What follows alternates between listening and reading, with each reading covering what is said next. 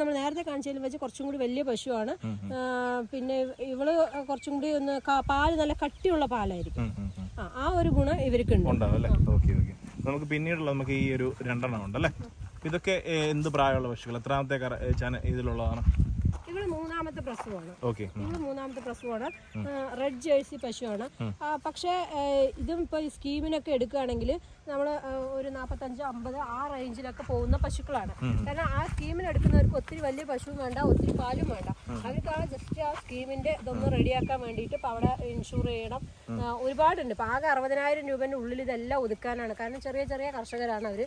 ആ 60,000 രൂപന്റെ ഉള്ളിൽ ഇതെല്ലാം ഒതുക്കാനാണ് അവർ നോക്കുന്നത്. അപ്പൊ അങ്ങനെയൊക്കെ ആണെന്നുണ്ടെങ്കിൽ ആ റിക്വയർമെന്റ്സിന് അതനുസരിച്ച് നമ്മൾ ഇങ്ങനത്തെ പശുക്കളിലേക്കാണ് നമ്മൾ നോക്കി കൊടുക്കുന്നത്. നമുക്ക് അതായത് വില കുറഞ്ഞ പശുക്കൾ എപ്പോഴും കൂടുതലും സ്കീമിനാണ് കൂടുതലും പോകുന്നത്. പിന്നെ വില കുറഞ്ഞ പശുക്കൾ എടുത്താലുള്ള ഒരു ദോഷം എന്താന്ന് വെച്ച് കഴിഞ്ഞാല് ഇപ്പൊ മറ്റ് പശുക്കളൊക്കെ